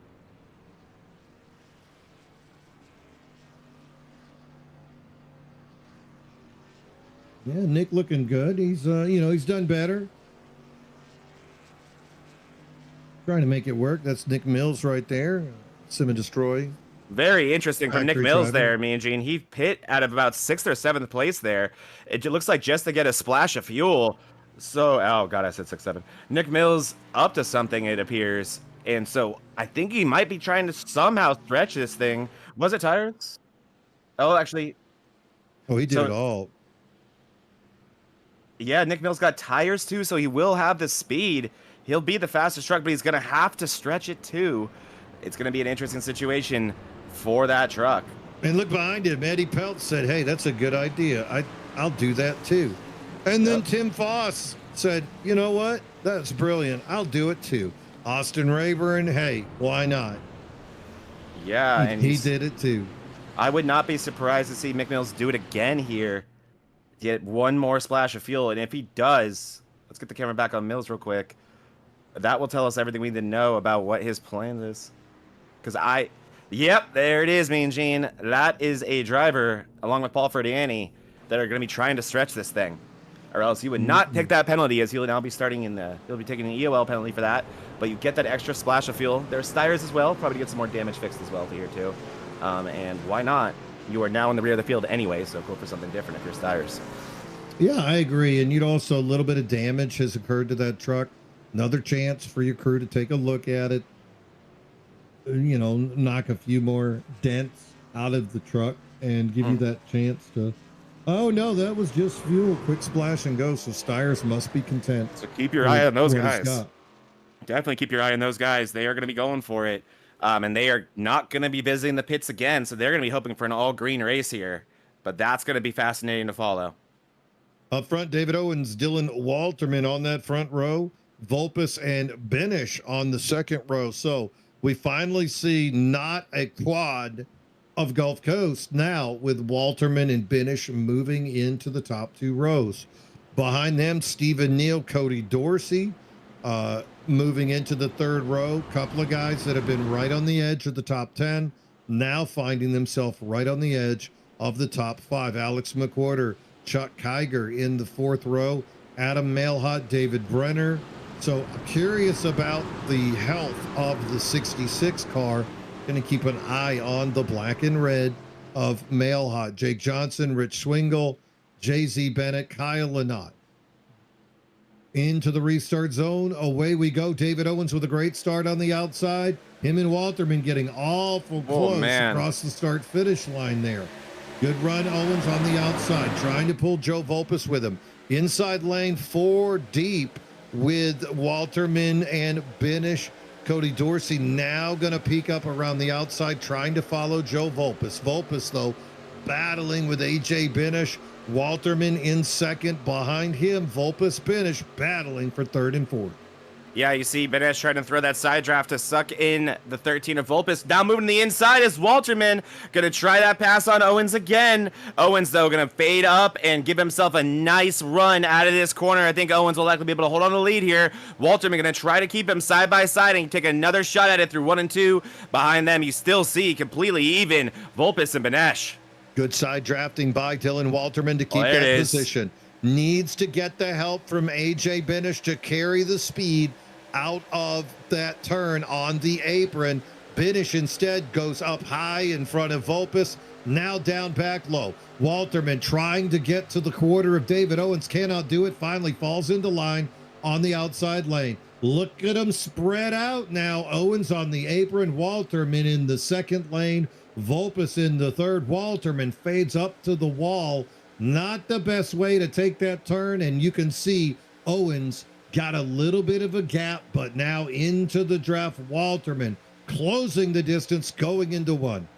Walterman just needs to work on his entry a little bit, entered that corner a little bit too low, and that's what sacrificed his exit so much. Much better 1 and 2 that time, as he is going to get a little bit loose on an exit, but I think he's going to have a little bit more speed down this backstretch than Owens, as you see him pulling in. But I think what we're going to see Walterman try here is the outside again. He's not been able to complete it on the bottom, so here he goes, going to try to pull even with Owens and take away his exit.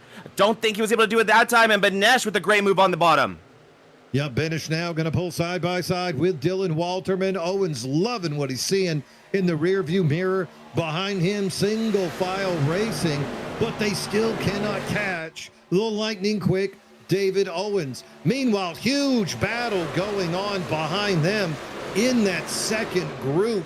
You can see Male Hot battling with an entire group of people. Too wide in that mess. It's Matt Schofield. That's Rich Swingle. You can see Austin Rayburn in the number 31 Firewater Tire Solution Chevrolet. Matt Schofield taking it all the way up to the apron. Joey Stiers still rolling as well into that green ride. This is a very tight group, 3 wide. It's a Male Hat sandwich. Rayborn really trying to hold that bottom there. Gets into Milhot and entry, up into Swingle a little bit. Swingle going to try to use that outside lane, but great job there by Rayborn. He's going to clear both of them. He's going to have to take away that line because he's not going to have the run, having to use the inside there. Behind them, you see JZ Bennett now. He's in a little sandwich with Joey Stiers to his inside. Stiers trying to make a recovery from that incident earlier. Looks like that truck is pretty healthy, and that is a different story than our in-season tournament championship competitor of Matthew Smith, who is behind this group out of the draft right there with it looks like that is the 76. Yes, it is, of Quinn. Man, Matthew Smith in a world of hurt right now. Gonna need a few more cautions to get some damage fixed, and it looks like this group may give it to him. Up front, similar story now, Mean Gene. Oh my goodness, here we go. AJ Bennett versus David Owens. 12 trucks in that back group, 10 of them right here, though, still trying to figure it out. AJ Benish getting a push from the other privateer, Dylan Walterman. Owens on the outside, no Gulf Coast help in range. Here comes Vulpes and Lynott trying to come to his aid. Owens is loose! Owens is loose! Oh my! He saves it. Just a little bit of a Tokyo drift. 3 wide How with is Kyle Lynott Lynott on the bottom. McQuarter now takes it up to the high side as well. We're 3 wide with 7 in that lead group. 3 of them trailing directly behind. That's Neil, Brenner, and Chuck Kiger trying to catch up to this group of Hornets. And look at Malehot pulls away from the second group. He's in the middle trying to catch the lead group of 10. Where did Kyle Lynott come from, taking an EOL penalty on that last caution, or that second to last caution, and here he is back in 3rd place with the freshest tires of anyone else around him. Kyle Lynott is ridiculously fast, and he's finally where he belongs. Big hit into the wall behind them. Corey Dorsey slapping the outside wall right in front of, believe it or not, David Owens, who has fallen all the way back to 7th place.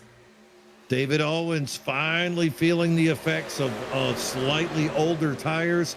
It's not so much about the tire wear, the amount of laps, it's the temperature. And we really saw David Owens pushing it. Same thing with Alex McQuarter. Those guys were pushing the pace, and I imagine their tires heated up a little bit. Meanwhile, Kyle Lynott, his tires could afford it. Now on the inside of Benish, would love to take over the lead once again. Lynott has led laps, but here late in the race, lap 72, 24 laps remaining. He'd love to get back up there, but the two privateers, Benish and Walterman, continuing to team up late against this Gulf Coast Confederation. Whoa. Lynott so loose off of 2 there, as well as Walterman.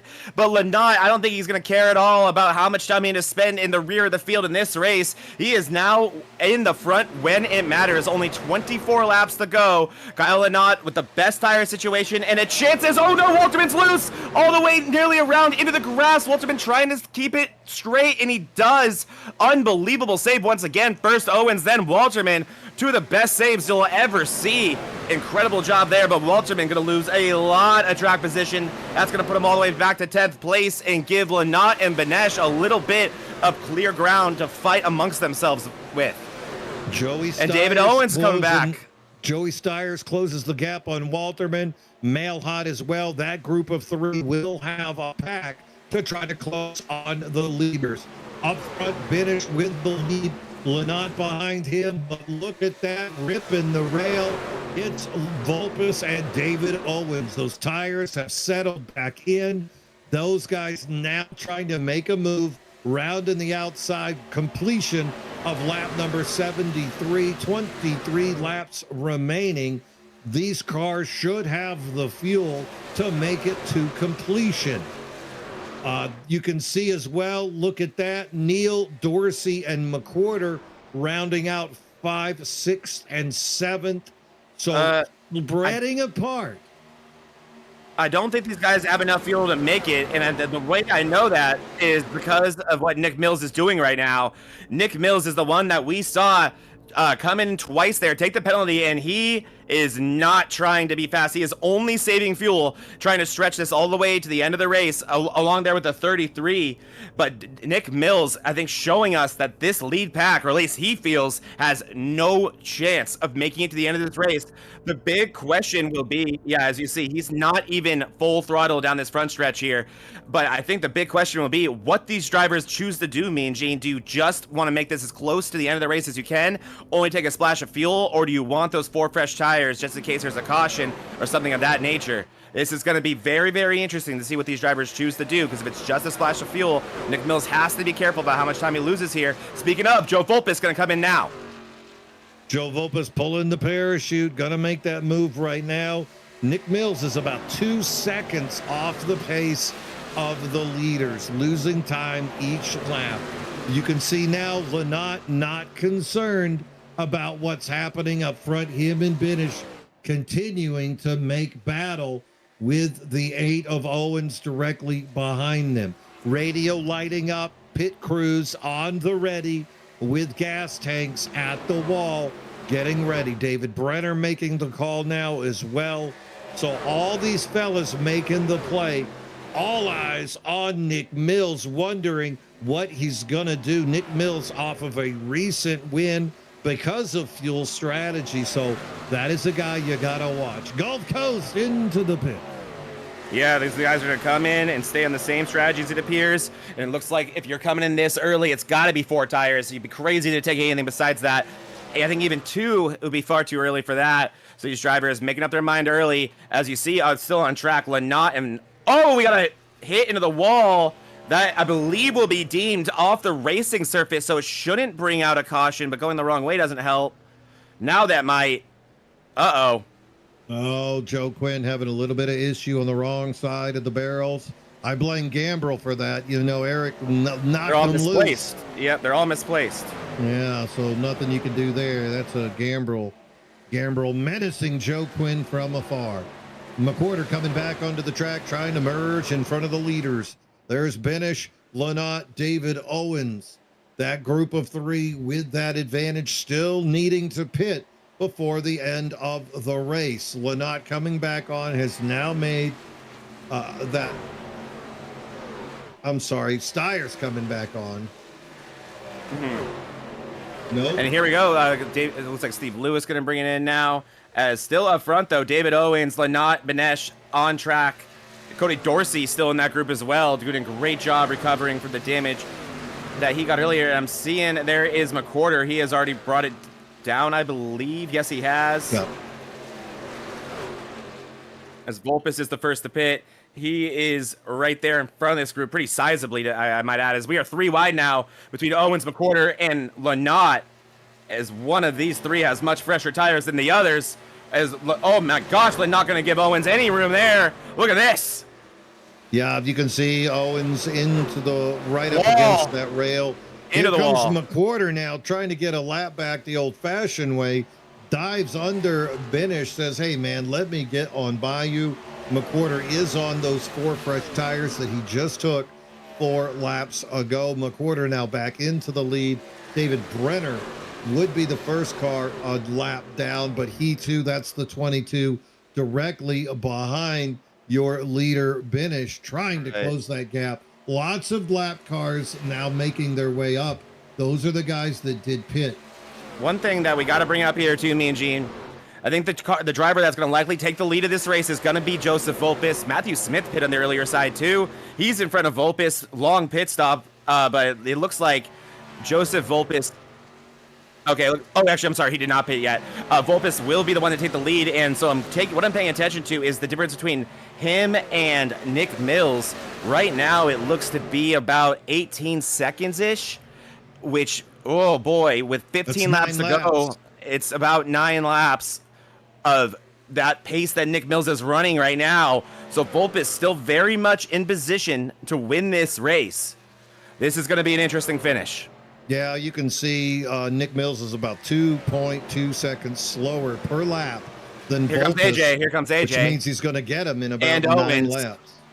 But Nesh and Owens bringing it down for their last stop. I am very curious to see if these guys elect to take tires or if they just want to splash. It's only going to be 13 to go for them when they rejoin the racetrack. So not a huge ask, but man, you don't want to be at a big disadvantage, and they know they already lost a lot of time by staying on the racetrack to someone like Joseph Vulpes. So we'll have to see what decisions these drivers make here. 2 different teams here too, me and Gene. Yep, keeping an eye there on the 5 of Benish, getting fuel now, right sides going on to the number 5 Summer Shanty truck. Will he take the 4 laps? He does. Nash. All 4 for Owens. Same call. You had to do it. Yeah, I saw agree. the 2-second differential. Badesh destroys Owens out of the pits, though. Great job there by Badesh. And let's just see how bad it's going to be to someone like Joseph Vulpes, who has already, I believe, oh boy, has already passed him, is already on the backstretch. So Vulpes way ahead of a driver like Banesh right now by pitting earlier. Banesh going to be faster now with those fresher tires, but boy, he does not have a lot of time to do anything about it. Nick Mills will, I think, momentarily take the lead of this race. He is up 13 seconds now, I believe, behind Vulpes, or in front of Vulpes, I should say. This is getting closer and closer, but those laps ticking off. Pits still working down there. Double O Joe and Austin Rayburn into the pits. 2 guys battling for Rookie of the Year. Here comes Dorsey. Lynott and Cody Dorsey. Now, little bit of confusion there as Lynott comes down. Dorsey, that's one of the things you want to do. Dorsey was low coming in. You want to get back up to that little yellow line there, keeping enough space so that you don't have those little mishaps with the trucks, unless, of course, you're within 2 or 3 spaces of your pit stall. I think that's a perfect example of why you want to do that. I agree. Stiers will likely be next. He has inherited the lead. It looks like he's going to try to leave it out this lap. So it's going to be 11 to go now. Stephen Neal bringing it down. He was in 2nd place. Ferdiani currently running in 3rd. He pit back on lap 62 from what we can see. Richard Swingle in 4th. And Timothy Foss currently running in the top 4. Great job there by Foss. He is one of those ones stretching this pretty long. And there is Nick Mills. Nick Mills trying to stretch this for as long as he can. And actually, Stiers and Ferdiani did pit back on the same lap as Mills. But as you can see by their differential on where they are in the racetrack, Ferdiani and Stiers, they are not trying to save me and Gene. So I do not think they will have enough fuel to make it to the end. But with someone like Swingle still out here, he pit on lap 54. That's an 8-lap difference. So they're going to be able to make it to, oh boy, maybe 3 or 4 to go. Going to be very close. Meanwhile, a little bit of gamesmanship going on. How about Cody Dorsey? He came down, only took right sides as evidenced by that 11.48 second pit stop. So Dorsey, let's see how two tires Still treat didn't give him Opus. as he's running. Waiting for Stiers and Ferdiani to come down. They last pit on 62 and only took fuel. So definitely gonna get an improvement if they put fresh rubber on the tire. Tim Foss in the pits now. That's that number 67 Ford. Whoa! As Oh. Stiers nearly gets plowed by Kyle Lynott. That was a close call. Man, oh man, as you see Stiers just so far off the pace, now maybe trying to save some fuel. And speaking of, Nick Mills is nearly caught by Joseph Volpes. It's getting really, really close. They're on the backstretch together now. They can see one another. As you see Richard Swingle pitting now. These guys can maybe make it to 1 to go, because these guys pit 8 laps after Swingle did. You have to figure that Swingle saved a little bit there, but man, you know Nick Mills can likely make it. And let's watch this lap time here, me and Gene. So that looked a little bit faster. Still not great from Nick Mills. Still 43 compared to Joseph Volpes' 40.8. So still a big differential. Nick Mills has got to pick it up soon. He clearly still doesn't quite feel like he has enough fuel. Nick Mills really feeling the heat from the 13 of Volpes. Plenty of fuel. Volpes last coming in there on lap number 75. Volpes with a 2-second lead over Alex McWhorter behind him. So nothing but unbridled optimism in front of the 13 of Volpes, closing on Nick Mills. No lapped cars separating the two either. Mills bringing it into 1. No sooner does he start to lean into 2. Volpes entering on that high side. Much faster entry, much faster in the middle, and way quicker on exit. Nick Mills has picked up the pace, though. That last lap, a 41.99, a 41.16 from Joseph Volpes. Nearly, or definitely under a second there, lap differential. He's going to need to find more. He's going to need to just completely throw away the gas saving out the window at this point. But by saving gas as well, he was also saving tire. Does he have enough to hang on here? You see Volpes closing in. He is so close now. You can't change the game plan. We saw that in a championship race. Joe Volpes had the fuel all figured out, and then he got into a little bit of a racing match with Kevin Kyle, and I think that cost Volpes a good shot at finishing up where he wanted to be against Jason Landry over on the Pro Cup. If you're Nick Mills, you just swallow the bitter pill. You'll let Volpes go by, keep watching the gas meter, and you made your bed. Now you just got to figure out where it's going to lead you. It's not going to lead you to victory lane, but it still could score you a nice top 5. Mills has a 1.2 second lead over AJ Benish at this point, as Benish has snuck by McWhorter and is closing the gap quickly on Mills. Mills below the apron. Mills Mills is nearly out of fuel. I'm on board with Mills right now, and the truck appears to have fuel, maybe getting loose there or something. I'm just right on board with Stiers and Ferdiani as well, and while they're not full throttle, they're not clutching, letting off particularly anywhere. They're going for it, and there's only 5 laps to go in this race, Mean Gene, so we'll have to see if these guys are able to make it. They are not far enough ahead of Joseph Volpes to even take a splash and have a chance at the win. They have to stay out until every last drop has been used up, and we'll see how long that is, as actually Stiers is going to bring it down this time and give up the lead, and Ferdiani going to follow him. Joseph Volpes going to inherit the lead of this race with only 4 laps to go. They did the best they could with what they had, but the 23 and the 44 finally forced into the pits. Volpes now with a 1.1 second lead over AJ Benish. The 13 continuing his assault on this season all year long. It's been the Joe Volpes show, already locking up the regular season championship. This guy has to feel on cloud 9 as he continues to make great runs here. This is not over though, Mean G. In that last lap, AJ Benish 7/10 of a second faster than Joseph Volpis with 6-lap fresher tires than the 13 has. AJ Benish has more than a shot at this. He has the advantage, and that same thing is happening here. He is closing in on that 13. He's going to have more than enough time to make this pass. Benish now peeking around the outside. On Volpis would love to sneak on by. You can see McWhorter barely coming into the picture, but it's the 5 and the 13 outside lane, better speed going Owens into joining the party. It's not over yet.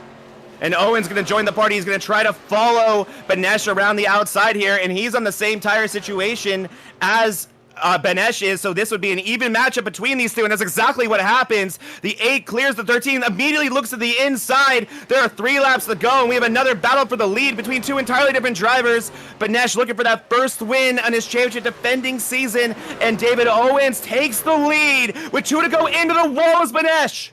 Benish taps the wall, keeps his momentum. Gonna get closed on by Volpis, but it's David Owens back into the lead here on lap number 94. Owens, he took tires on lap 81, fresher than Volpis, the same as Benish.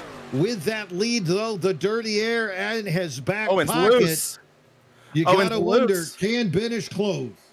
We'll see here. Benish going to have to give it everything he has here through 3 and 4 and really try to make up some ground. He has Volpis behind him again, and he has a great corner working for him here. Looks like that 8 is getting just a little bit loose. Will Benish be able to do anything here and visit victory lane for the first time of the season? White flag.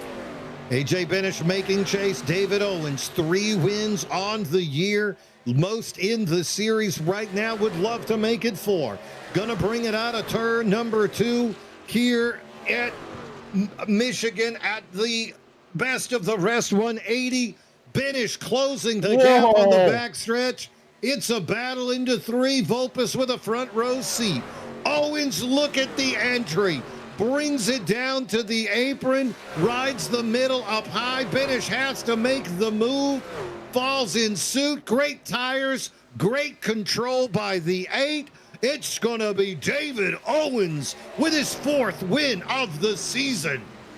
Owens got it hurt for the 5, but that's exactly what he needed at this point in the season. It's going to be a huge point stay for AJ Benish. So close to his first win this season, but that's the speed he needed to find, and there is no shame in losing to a driver as great as David Owens. What a great latest move there on Benish when he was least expecting it. Just completed the pass for the lead that corner before.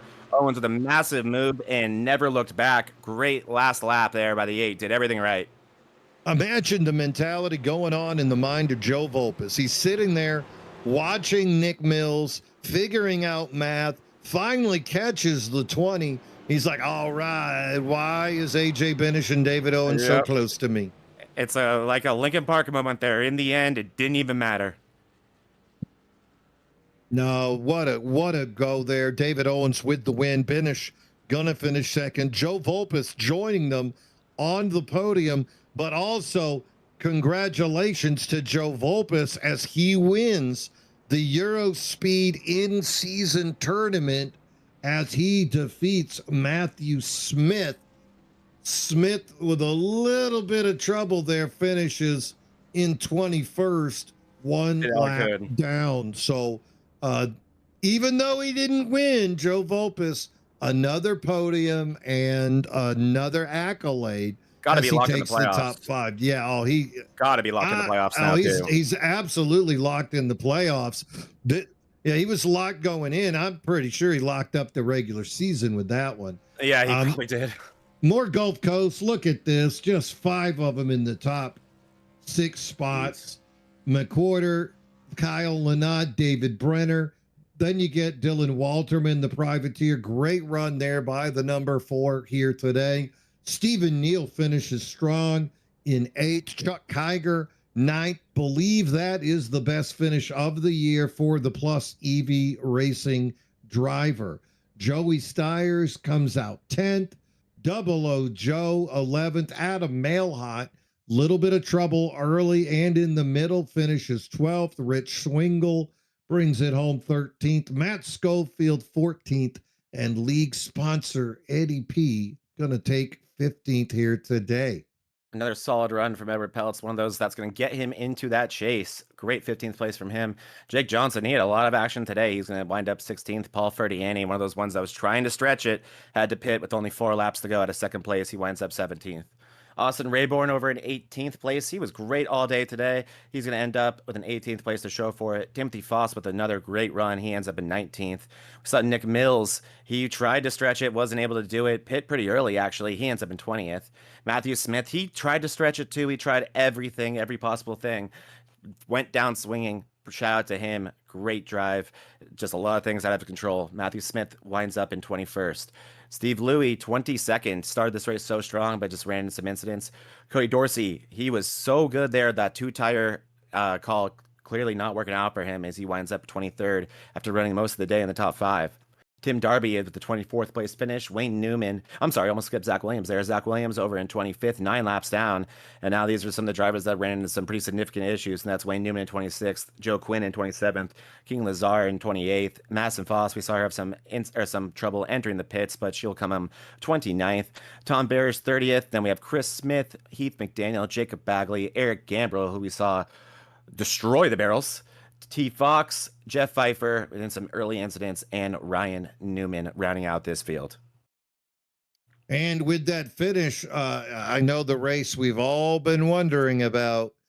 Wayne Newman now with a 3-point lead over his brother Ryan. So that battle's still underway as the two Newmans trying to figure out who is the superior brother here in the Dennis Puckett Big Trucking Tuesday series.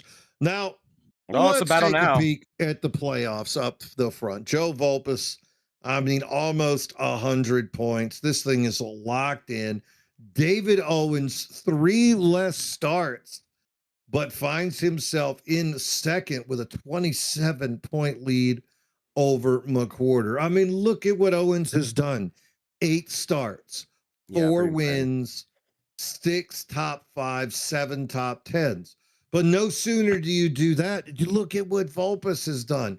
11 starts, 11 top 10s, 8 top 5s. These two guys, it's like watching 2 guys at high noon in the middle of an Arizona border town in the 1800s. Cannot wait to see. But you can't count out the other guys. We've seen McWhorter continue to show speed, jumps up 5 spots into that 3rd place position. Zach Engel, he drops a couple here today. But again, he won at Daytona. Zach got 6 top 5s on the year. Looking good in 4th. David Brenner. Jaron Valley, this fella didn't show again today. Still holds up, though, in the 6th spot. Double O Joe moves up into 7th. Nick Mills does drop a couple of spots after a 20th here today. But you can't blame him, Zach. That shot he took doing that pit strategy, why not? It worked for him earlier in the week. Didn't work out the way he wanted here today. I think the 2 seconds a lap differential, just too much to overcome. Yeah, I think that definitely spelled his defeat there, but it was absolutely worth a shot. Maybe a caution would have given him what he needed as well. So Nick Mills had the speed today, but went for the strategy, and it was worth that. Kevin Kyle, another one we didn't see in the field today. He's still in 9th place, looking strong. See Matt Schofield getting 2 positions right there. Eric Gambrill out early, and that cost him 4 positions. Brutal day for Gambrill. And then we're starting to see these tiebreakers form up. There's the tie. There it is right there. Steve Neal tied with Gambrill for 11th. So that would effectively... so that cut up would still be Matthew Smith, right? So Matthew Smith, it would still be 12 right there. Look, he's 1 point. 1 point. And then, really interestingly, only 2 points out now with his 2nd place finish today, Vinesh. And I think what you can look at here is the 20-point swing also. You know, I said 30. I'm going to cut it down to 20 for next week at Iowa. So anybody within 20 of Neal, I think, is still in this thing. So that drops you down to look at Ferdiani, AJ Benish, Matthew Smith. So those 3 guys, in my opinion, still alive. Mailhot Johnson, not so much. We needed to see more from Lynott if he thought he was going to bump up into that. But I still think next week, if Neil or Gambrel really have a rough day, that's going to open the door for Smith and Benish to get into a tie situation, and maybe Ferdiani and Mailhot on the far outside looking in. So plenty to battle for as we still move forward. You know, Ferdiani, 7 top 10s, AJ Benish, 7 top 10s. These guys are not accidentally here in the points. All they need to do is what they've done all year long, and they just need a little bit of help from their friends. And so maybe Paul, John, and Ringo can come on in and help out one of those fellas. Yeah, they're going to need a little bit of help. And one thing, yeah, that's really exciting to start to see is the ties start to form around where the cut line is, because what that tells us is there's a higher probability of that happening once we get to those later races. So all those drivers with a lot to race for, but the separation underneath Benesh starting to be a little bit more significant. Drivers like Mailhot, Ferniani, they do need to put together those good races very soon if they want a shot, as it's getting even tighter there. But as we're seeing, even with how close we are to the end, some of these drivers still missing races, so still so much to play for here. Yeah, and you know, with the 2 races left, you have to think about stuff like, can I lead a lap? That's a point. Can I finish with no incidents? That is a point. No stages, so they really have to focus on those issues. You know, I'd like to throw in, can I get a pole position as well? But you and I both know that the Sim and Destroy Racing Company pole position award can only go to one guy, and Joe Volpus has already stolen 4 of them in 11 races. So good luck snatching that away. You know who else? Paul Ferdiani's got 2 of them. So Nice. yeah, yeah. You know, so you know he took one at the race he sponsored. So good for him there. That's important. And leading laps is tough. I mean, look at the Double O Joe, 7th in points, led 1 lap. Yeah, it is hard to lead laps here. A lot of these races have been controlled by one driver, and it's just so competitive up front. Every given day, it seems that we race here about 10 plus drivers fast enough to win. Mm-hmm. Oh, Wayne Newman, you know, he's 3 ahead of his brother. Guess what? He's led laps. Yep. And Ryan has not. He's really winning the battle of the Newmans. Yeah, that's what it's all about, that kind of stuff. So a lot of good stuff still to develop as we have 2 more races in the season. You just watched the Best of the Rest 190, sponsored by Eddie Peltz. Great race here today. We saw David Owens pick up 4th win of the year, propel himself up another spot into 2nd. What we did see, though, was pretty much the conclusion of the regular season championship run. Joe Volpus moving himself into that spot. We'll do the exact math. Maybe Joe will let me use his abacus and I'll figure out the exact gap. Congratulations again to Joe Volpus for winning the in-season tournament brought to you by Eurospeed Racing. Thank you, Matt, for that as well. David Owens, he's not going anywhere. He's making sure everybody sees that that 8 is the victor. And there it is, the in-season challenge wrapped up. Great battle as we saw multiple drivers. It was 32 brackets, but remember, we did have the 8 shootout round, 8 drivers in that shootout round just to get into this as well. So great showing all year long from these drivers. So congratulations to all the drivers making this just so exciting with these large fields. Also a testament to the admins able to keep the ship straight through choppy waters. Yeah, they're doing a great job. But we talked about before this race, this league really coming into its own lately, putting on great shows. Saw some early cautions in this one, but that's going to happen at what looked to be an incredibly loose racetrack today. But all the drivers doing a phenomenal job putting on a show, and we saw a great green flag run to end that race with some fascinating fuel strategy and a lot going on at once and a phenomenal finish. So hats off to BRL today. So, yeah, I tell you what, if you like what you saw, best way to see some more of that, Make sure that you subscribe to the Vortex Racing Network. Huge schedule of races and leagues underneath the Vortex Racing Network umbrella. Last night, amazing doubleheader from Chicagoland. You saw the DDI ARCA Series, Brandon Ybarra picking up his first win of the season in that second race. Still recruiting. If you've got an I rating of 2,500 or less, get in touch with us. You want to run these ARCA cars. And once you're in the umbrella, you have access to the admins, all these leagues. Once they start recruiting again, jump in now. Perfect spot to get some great competition. We saw in the Monday Night Mayhem series, that was race number 7 at Chicagoland. Colin Bollinger was the bowling ball as he took Joe Volpes and Tony Iverson on the last lap to pick up his second win of the year. 6 drivers have won. Bollinger, first driver to pick up second win. Big Trucking Tuesday, amazing race here today. 37 drivers doing battle. David Owens picking up that 4th win of the year.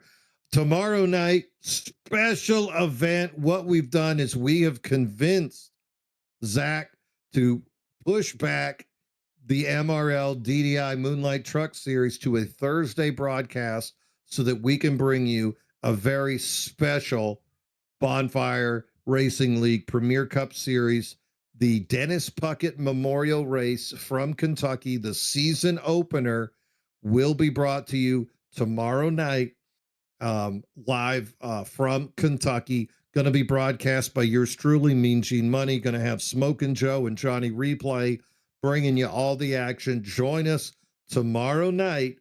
I'd say about the same time, about 11 o'clock Central, and we'll get that party underway. Thursdays, you got the Quantum Contender Series starting in the spring. That's going to be a live broadcast with Kevin Kyle. You're going to want to catch that. Kevin narrowing down the list of who's going to be his tag team partner. We've already sent out a couple of "we're sorry" letters. So, Larry Mack, don't get mad. We had to, pick people. We got some big names. It's not going to be Larry Mack. Really sorry, Smoke.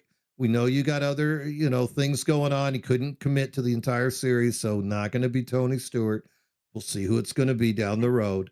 And then Sunday will be race number 2 of the Bonfire Premier Cup. You're going to want to join us and watch Echo Park as the boys of Bonfire will be in those next-gen cars, seeing what happens there in race number 2. Lots of action. Best way to find out what's going to happen, subscribe. You want to be a member. You're going to get the notifications. This is perfect cooler talk at work, something to talk about.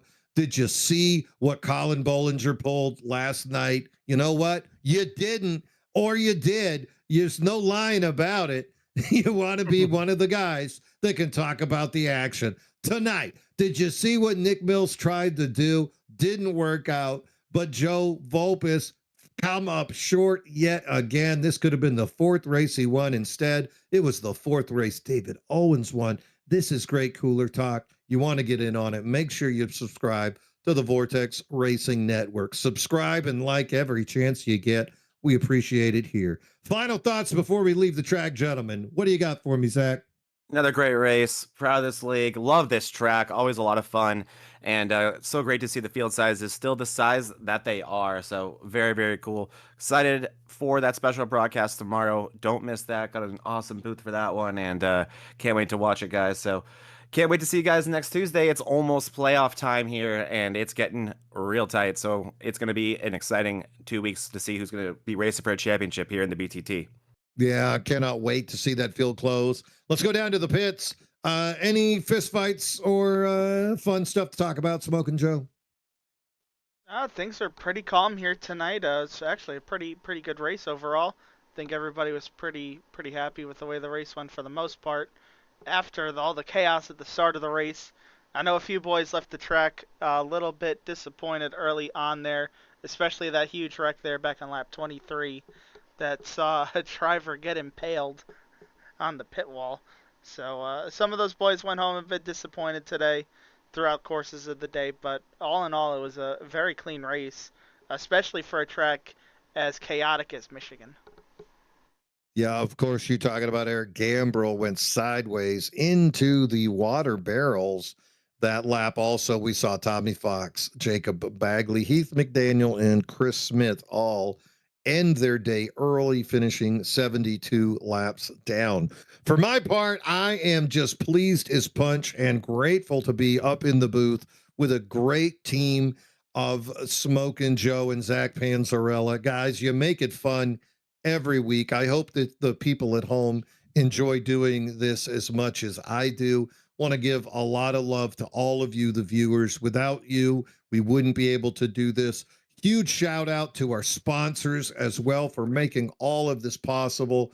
Thank you to Eddie Peltz for sponsoring the Best of the Rest 190. Thank you, Kevin Kyle, Sim and Destroy Racing Company, sponsoring the Pole Award here today, but also just what he does across the Vortex umbrella, behind the scenes, as well as on the mic. Kevin, also primary sponsor for trophies, his KK Woodscapes original trophy venture. Got wood, get some. Contact Kevin Kyle. Just doing so much for us across the board, on the mic, behind the scenes, on the track.